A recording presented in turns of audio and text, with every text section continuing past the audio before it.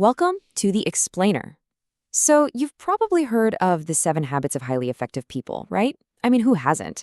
But what if I told you the habits themselves, they aren't even the most important part of the book? Today, we're going to go deeper and explore the core philosophy that actually makes those habits work. All right, let's kick things off with a problem that I bet feels super familiar to a lot of us. It's the person who's done everything right on paper.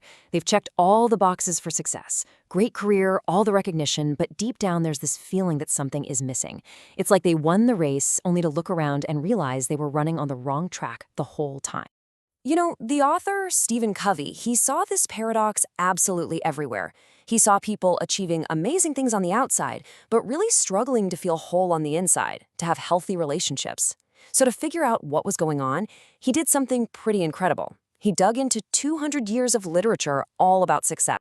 And what he found, honestly, it's fascinating. He discovered that a massive shift happened right around World War I, and it totally changed how we define success. For the first 150 years or so, the whole idea of success was built on something completely different than what most of us are chasing today. So this big shift, it created these two totally different ways of looking at life, which Covey calls the character ethic and the personality ethic. One is all about who you are on the inside, and the other is all about how people see you on the outside. And when you put them side by side, the difference is, well, it's stark. The character ethic is all about your foundation, built on solid principles like integrity, humility, and courage.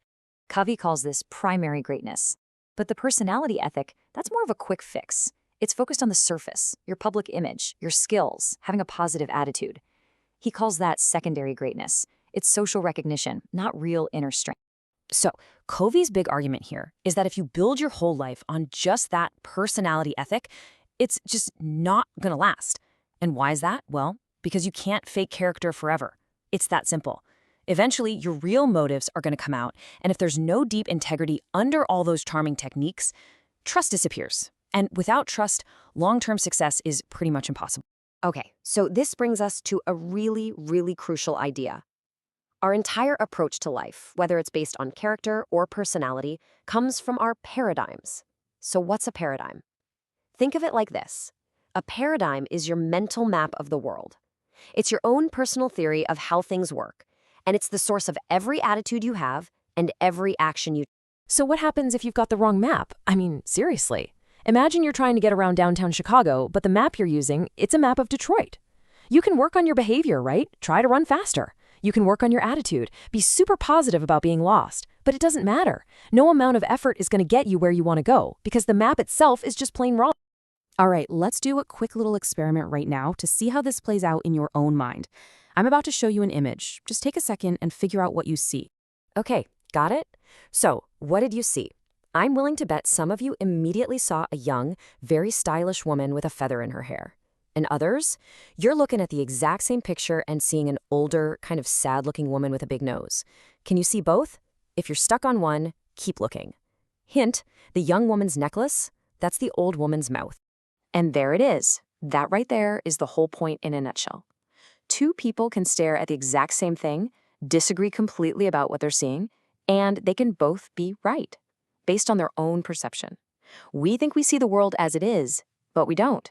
We see it through the lens of who we are. So that moment when you finally saw the other woman in the picture, that little aha moment, that's what we're talking about. It's called a paradigm shift, and it's the key to pretty much any real lasting change in our lives. It's when the light bulb suddenly clicks on and you see everything in a new way. Covey shares this incredible personal story that just perfectly captures what this feels like. He's on a quiet subway in New York one Sunday morning, and all of a sudden this man gets on with his kids, and the kids are just running wild, yelling, throwing things, bothering everyone. So the father, he just sits there, eyes closed, not doing a thing.